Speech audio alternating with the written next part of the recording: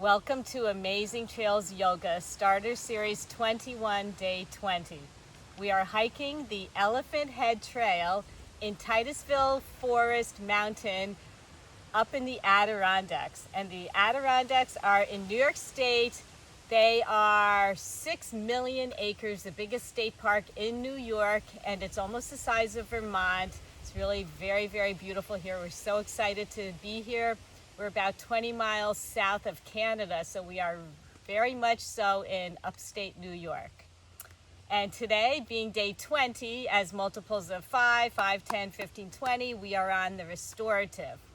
And you really earned it. And Restorative helps to elicit, that means like to bring about the relaxation response so that it lowers our blood pressure and our breathing. It helps slow our breathing, producing a feeling of calmness and well-being. It's really, really good for you. You could do it any time of day. We did it on day 10. Today's 20. I said on day 10 I was going right to bed after that. And now right now it's in the morning and I'm ready to start the day. And it feels really, really good, and it'll give me like a sense of peace throughout the day. And I hope this works for you. I'm sure it will. We will begin in Savasana, which is child pose. And being day 20, you know so many techniques to breathing. You can pick your own pranayama and breathe as deeply as you like, the inhaling and the exhaling. Just try to keep them in the same duration of time. And you're coming into child pose, so you sit back on your heels. You could spread your knees apart and come down so your third eye hits the mat, or you could keep your knees together. Your arms are ahead. I prefer my knees apart. You could always use a block also to rest your abdomen down. So whatever suits you, and we'll do some nice breathing.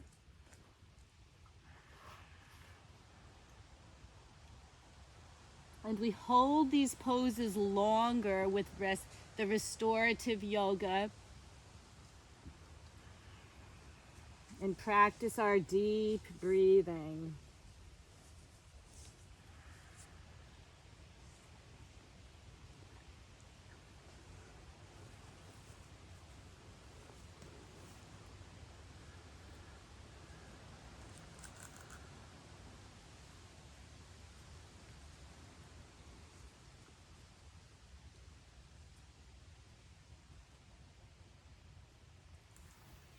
I'm removing the block. You don't have to at all. You could take your right arm and slide it under your chest so that your palm is facing up toward the sky, and place your right ear on the mat. And we're coming in to thread the needle. And you're breathing.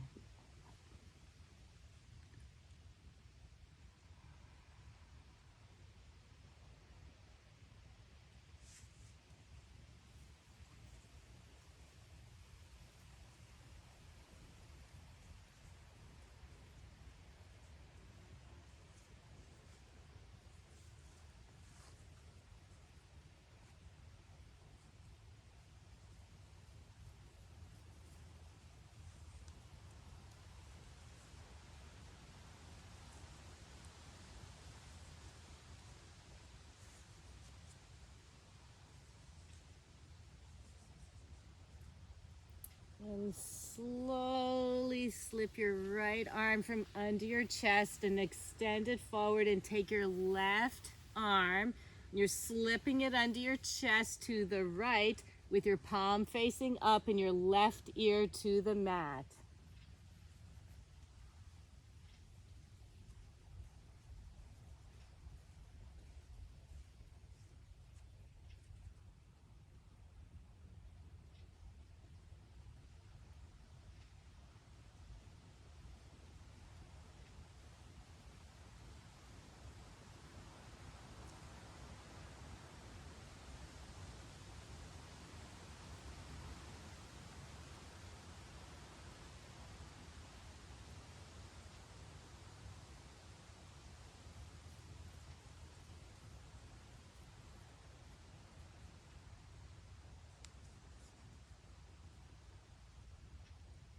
And slowly take your left arm back so that it is at the top of your mat, And you're walking both hands over toward the right, or toward the left rather, keeping your seat on your heels. And you can drop down and breathe.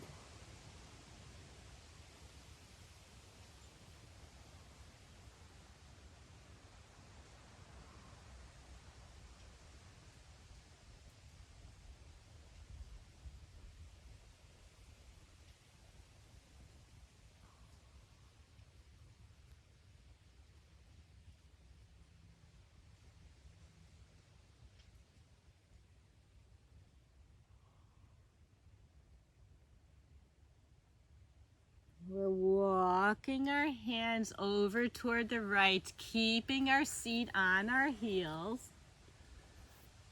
Directly there as far as you comfortably can. And dropping your third eye to the ground, the mat, the floor, in my case, the mud. And breathe.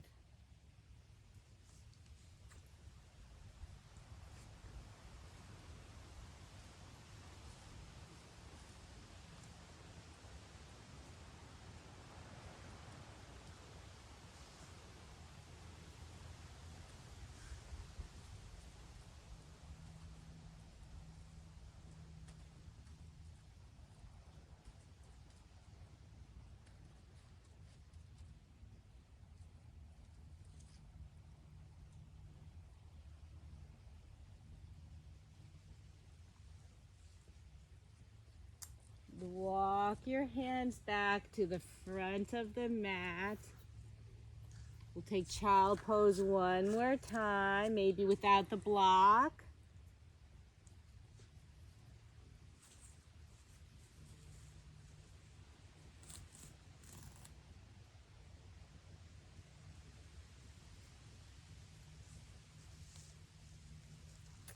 And you're slowly coming up into a seated position.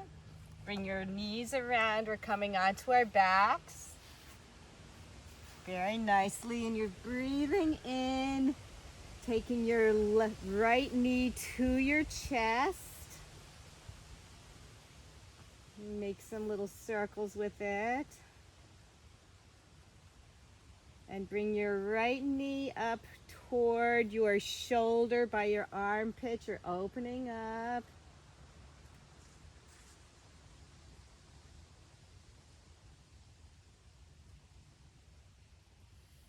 And down. We'll do the same with your left knee. We're inhaling our left knee up. We'll make little tiny, tiny hip circles. Around the other way. And bring your left knee up to your left shoulder by your armpit and breathe.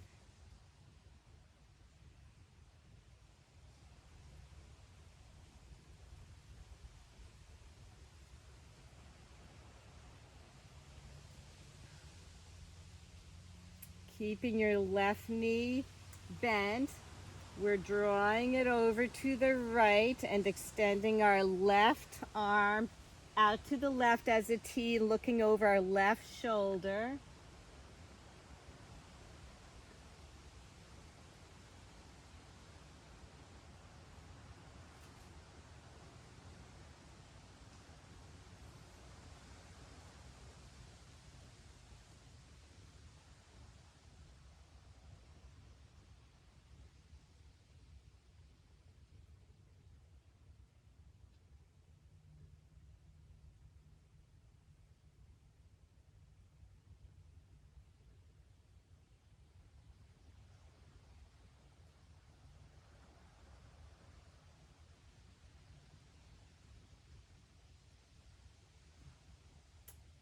Now you're going to take your left leg and straighten it, and you can hold with your right hand any part of your leg. You're straightening your leg. Maybe you can grab hold of your foot, making a nice stretch this way, breathing into it. Any way you're holding your leg is fine.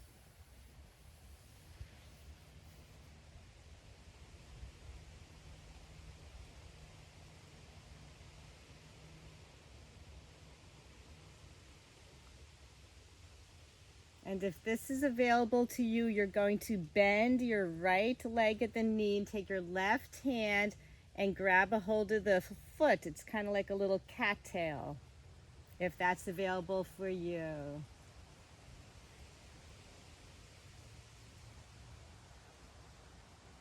And breathe.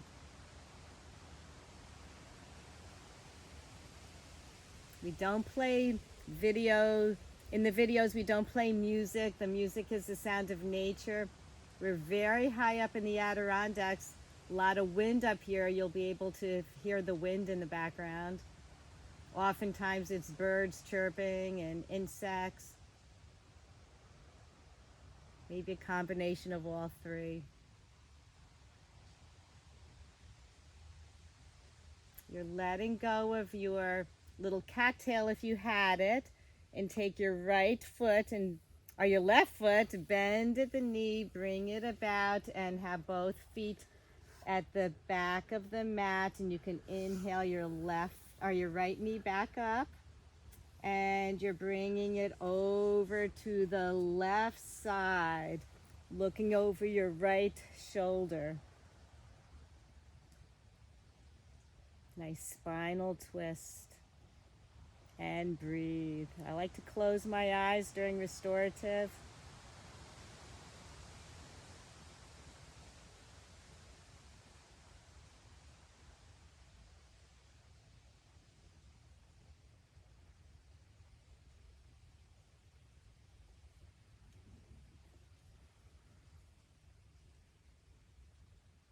We can straighten our right leg out to the side.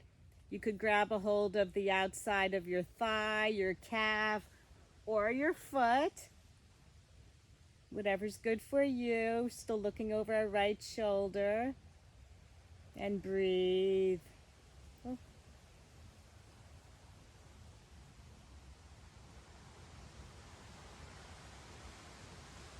I just saw the biggest ant go by.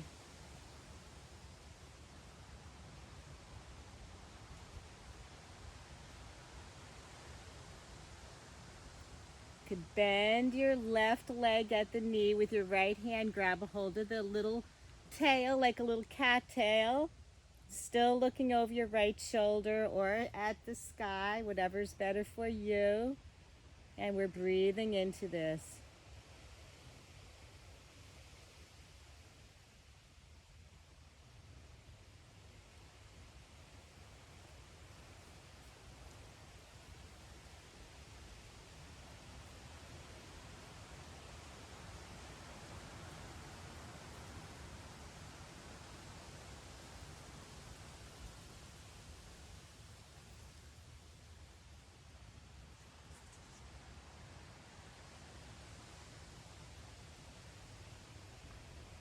And letting go of your foot, bringing our right leg back to the top of the mat or the back of the mat, whichever it is for you. We're giving ourselves a nice stretch.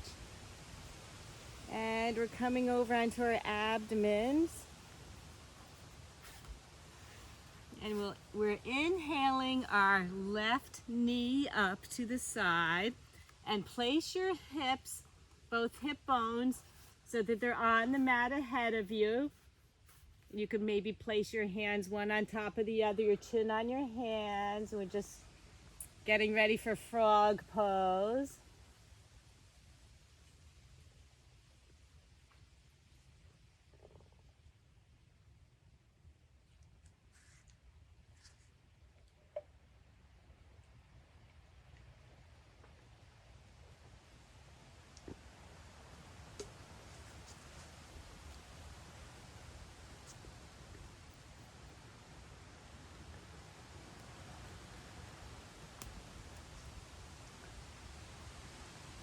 And bring your left foot back to meet your right. You can inhale your right knee up to the side and down. Our heads are down. We're getting in a nice relaxation pose. Deeply breathing into these.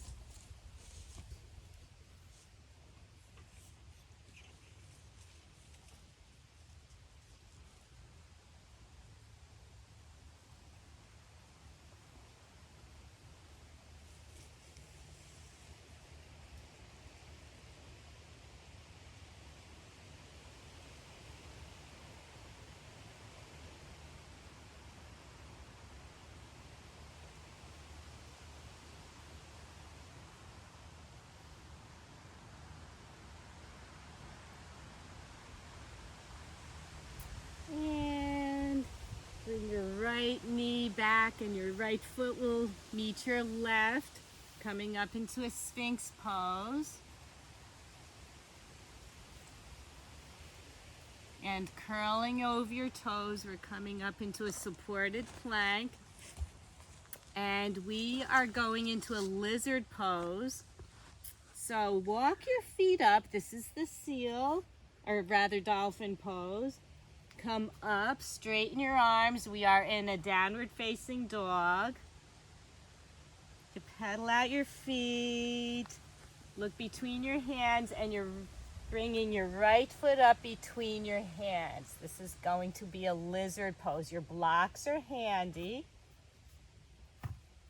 And you could drop your left knee to the ground and go to the top of your foot. Bring both hands over to the inside of your right foot. I'm getting very, very muddy. Kind of goes with this. When you hike, don't expect to come out totally clean. So this is lizard. You can enhance the pose by taking your blocks and put them on the big toe side of your right foot. You could come down on your forearms on the blocks if you like, at any height. Or some of us might not want to use the blocks. You could come down on your forearms. This is a lizard pose. And breathe.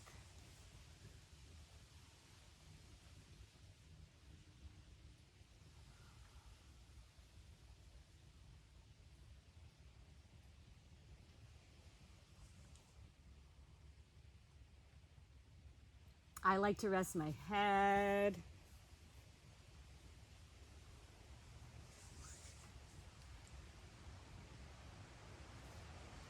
Could maybe look back at your left leg, make sure your foot is not sickling so that it's in alignment with the rest of you. Maybe parallel to your mat.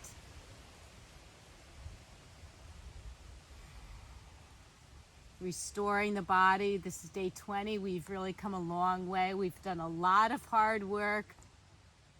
I know you learned a lot. I learned a lot. So good for us.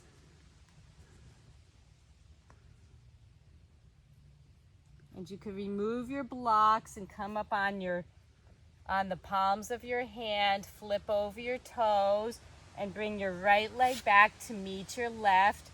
And we'll exhale up into downward facing dog.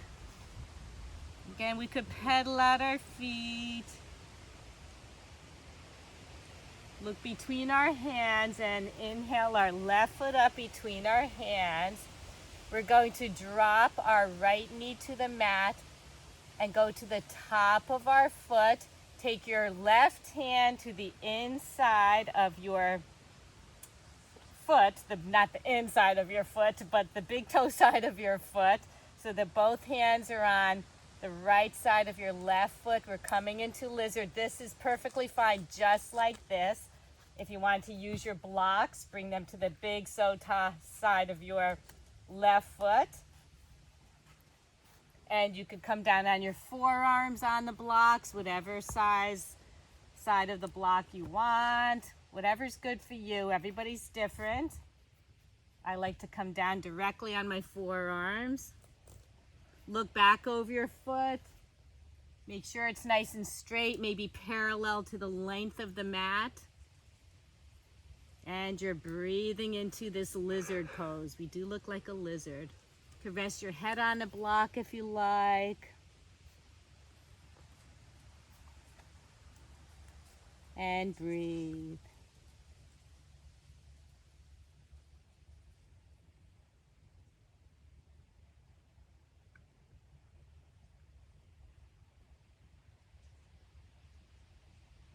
This is really good pose for us hikers, and you'll see in other amazing trails yoga poses that we'll be doing when we're done with the series.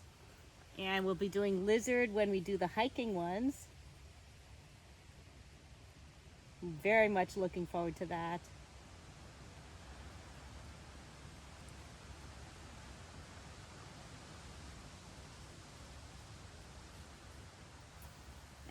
And you can remove the mat, come back up onto the palms of your hands, uncurl your toes, lift up your back knee, and you could bring your left foot back to meet your right. You are in a plank, and we're coming down on our knees, and you're taking your blocks because we are going into the frog pose now. So you will be leaning forward with the palms of your hands on either side of a block, and you could bring your left foot up as we did and your right, and you can sit back. You can widen them as good as it is. You're on the blocks. You're putting your torso on the blocks. You could rest your head across your hands, maybe move your knees out a bit, and you are on the blocks. You could put them at any side that you want, but your torso's on the block. This is a giant hip opener, this frog pose.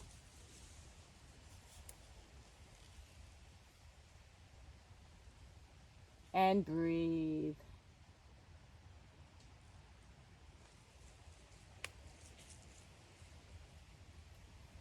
We do look like a frog, do we not? We were a lizard, now we're a frog. Pretty soon we'll be a pigeon. And rest and relax, restore your bodies. Great hip opener.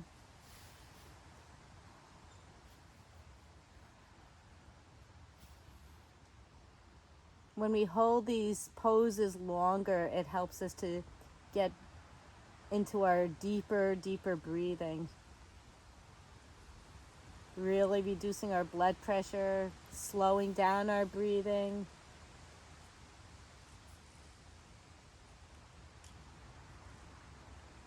When we learn to control our breath, we really learn to control ourselves much more.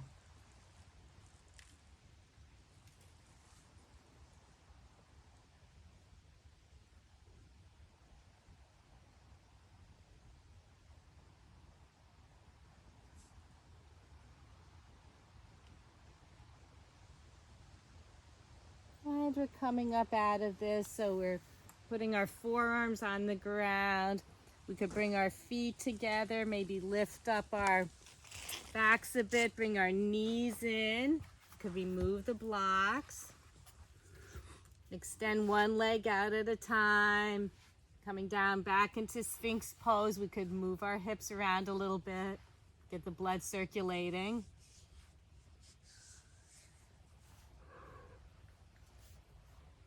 Now we're lifting back up into forearm plank, and we'll straighten our arms, making our way into downward facing dog. You might have to walk your heels in a tiny bit. And looking between our hands, we're going to inhale our right foot up, and we're going to heel toe it over to the left and drop our right knee down to the mat. As we bring the rest of us down, you can take your block and you can sit on it. This is pigeon pose. I'm sitting on it definitely because my ground is uneven. So this is pigeon pose. We've done it before. Your right shin should be parallel to the top of the mat.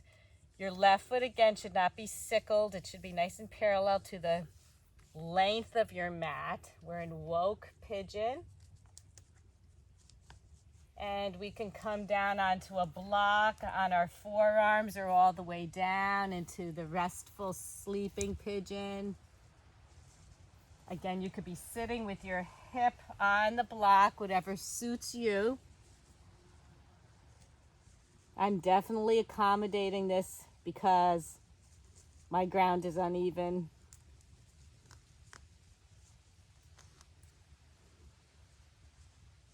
And you're breathing into this. Your shin does not have to be parallel to the front. You could pull it in. It might be a little bit easier for you that way. Closer to your chest, whatever works for you. I like mine parallel.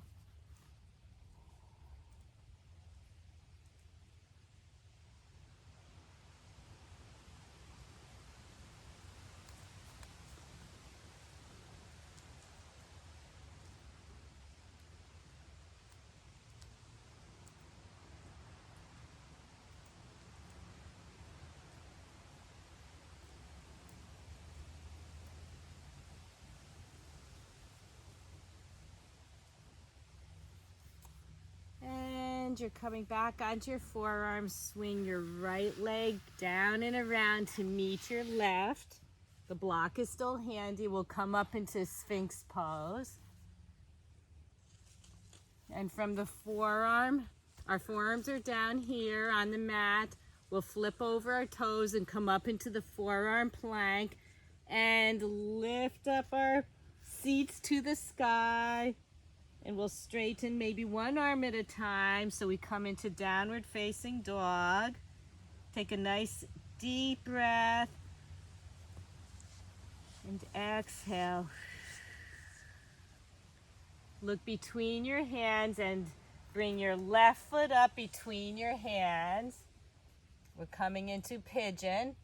So we're going to heel toe our left foot over to the right, and you can drop your left knee to the mat. You could use your block to maybe put under your hip to sit on. Flip over your toe so that the top of your foot is on the mat. My ground is uneven. I do not need a block on this side. Whatever's good for you. This is woke pigeon. We're sitting up. And again, your shin can be parallel, or it's a little easier if your heel is closer to your right hip. Whatever works for you. And we're coming down into the sleeping pigeon. You could rest your head on a block. Might be better for me with all this mud. I've had a lot of rain this summer. A lot of the trails are very, very vividly green and full. Almost to the point of some are overgrown a bit, but that's fine. It's just so beautiful.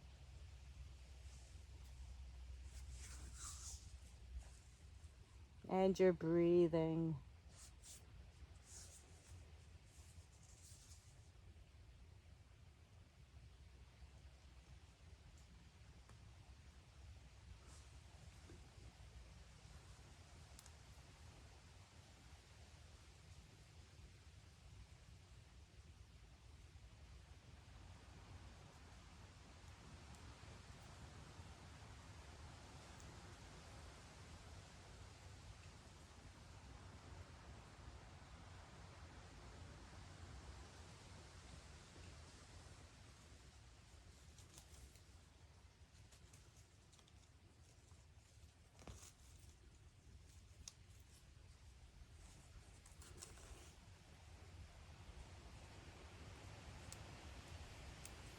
And we're placing our palms on the mat, making our way back up. And we can bring this time our right knee up and around. We're coming into a seated position, facing the mat, and we're going to do our toes. And we've done this before, and it's really so good for you. You interlace your fingers between each of your toes.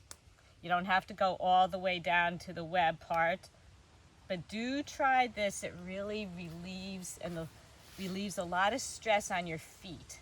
And we often don't think of our feet. They're at the bottom of our totem pole. We stand on them. We just don't even think about them, but they really take a lot. All of our weight, where would we be, without the use of our feet? Very, very difficult, very challenging. So interlace your fingers with your toes, however way's comfortable for you. I'm just going to breathe. And I know I've said this before. I have arthritis in one foot, and I go to bed with yogi toe separators. Actually, I don't even need them so much anymore. And I don't even know what foot my arthritis is on. It's really, I believe it really has cured it. I've done nothing but doing this. No medicine. No surgery, no shots, but I do separate my toes at night and relieve the stress and the pressure of them being bunched up in shoes all day. I know it's summer and we're wearing sandals a lot. Maybe not summer for all of us, but I've been hiking with them, my hiking shoes, and my toes are all bunched up, and this is a really nice way to relieve all this stress. Really, really good for us.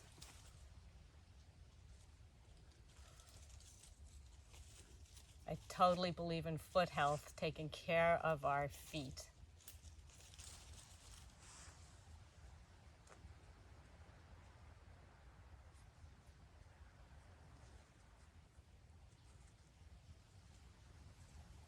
And breathe nice and just enjoy. Maybe from the last time we did this, maybe your fingers can go down a little bit further. Might look a little funny, but it's very, very good for your feet.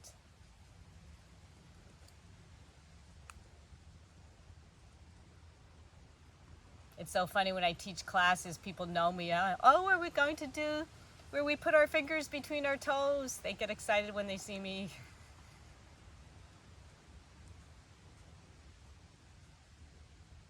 And slowly take your fingers out. And we're coming around, we're fishtailing our feet around. We're coming into the toes pose.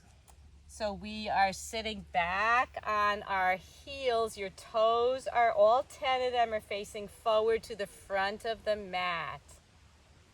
Coming into the toes pose. And from toes pose, going to walk our fingers, our hands toward the front of the mat. And we're going to turn our wrists back, or our kind of around, so that our fingers are facing the back of the mat.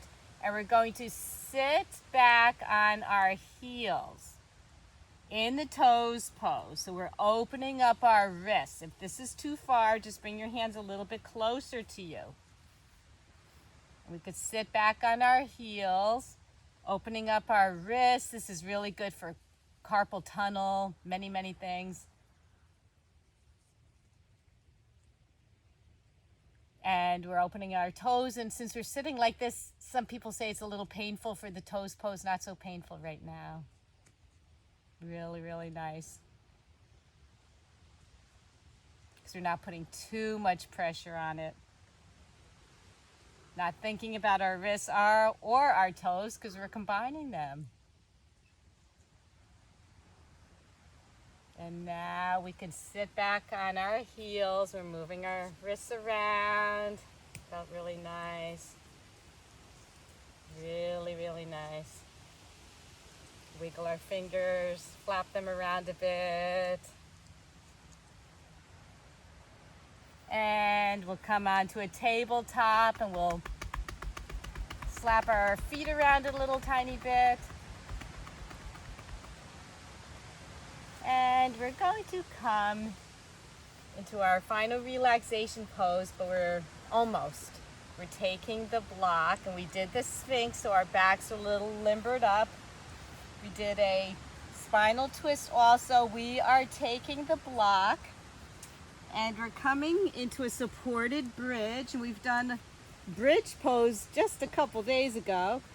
So you have your feet flat on the mat, your toes are facing the back of the mat, your heels are in, maybe at the distance where your fingertips might be able to reach your heels, or fairly close. And you're taking your block and you're putting it right where your tailbone is, a little bit above your tailbone, not in the middle of your back, not where it arches, but just above your tailbone at any length of the block that you like. You can go really low, middle, you can even go high. I like to do it high, but certainly not in the middle. This is just above your tailbone. But I do recommend, we're at the starter series, I would say the low or the middle, so we'll keep it at that. Your palms could be facing up. This is really, really nice, and we're breathing.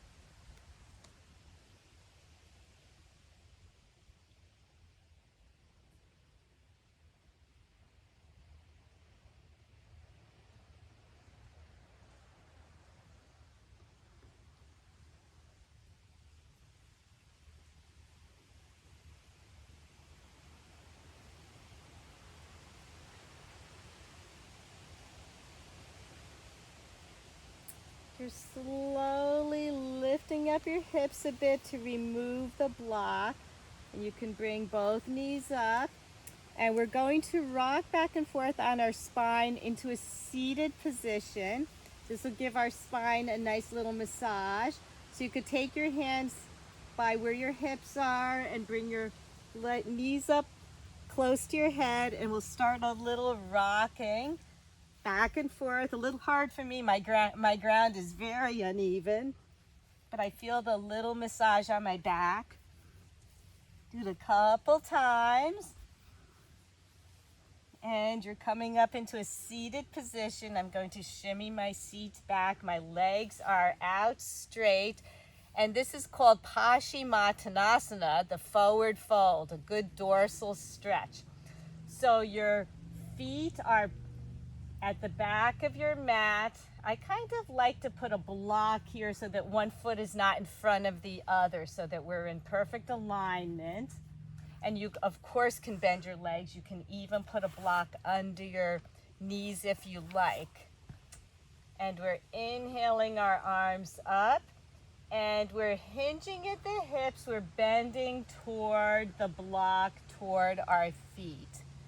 You can go at any length. You can even take whatever works for you. Take your blocks. You could rest your forearms on your blocks at any height at all. Paschimottanasana. You can come all the way down, reach for the block. Everyone's at different levels. And place your third eye now down toward your shins and breathe.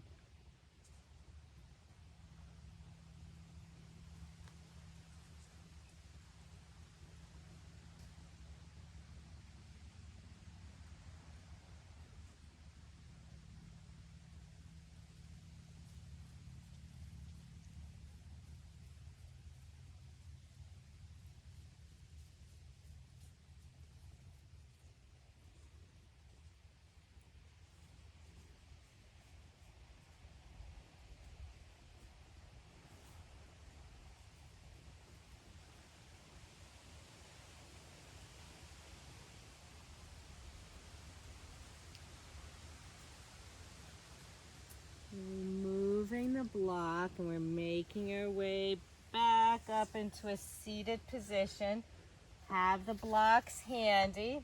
We're bending our legs at the knee and shimmying our buttocks back toward our legs a little bit so we can make our way down onto our backs. And you are taking a block and placing it between your shoulder blades. And you're coming down into the supported fish pose. So you take the one block between your shoulder blades, the length of it, and your other block under your head at any length to rest it.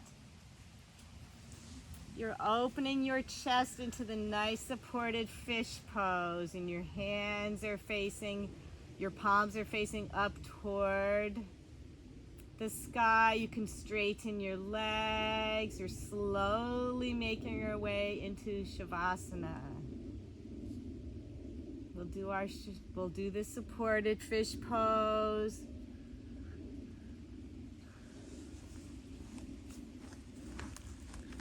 And then we'll go directly into Savasana. In fact, it's up to you. You could stay like this for Savasana, or you could remove your blocks and breathe.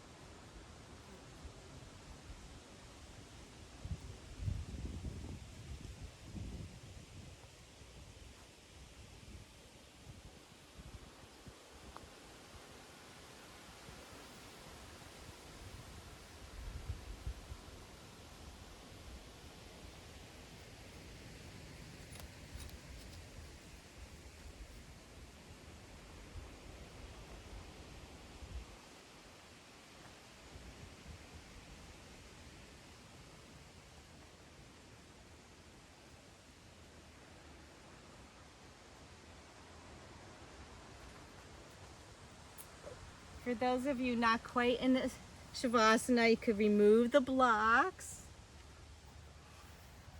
We're in the corpse pose. Take some nice long breaths.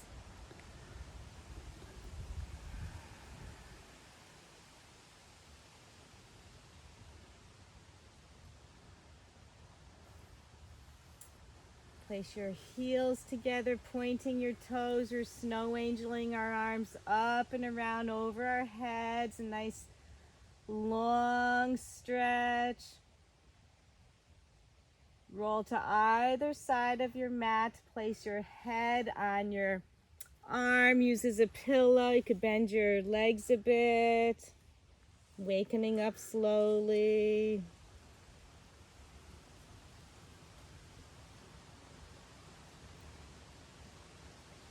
And we're coming up into Sukhasana. You can interlace your fingers at the heart, place them over your heart. And thank you so much for joining us here with Amazing Trails Yoga Starter Series 21, Day 20. We have one more day. How exciting. We're going to put it all together and create our own vinyasa flow, and you'll be all set for any yoga practice that you like. I'm so happy you joined us here in the Adirondacks, great mountain range, so huge, so very beautiful, so healthy. So you have yourselves a beautiful, beautiful, beautiful day, and see you on day 21. Namaste.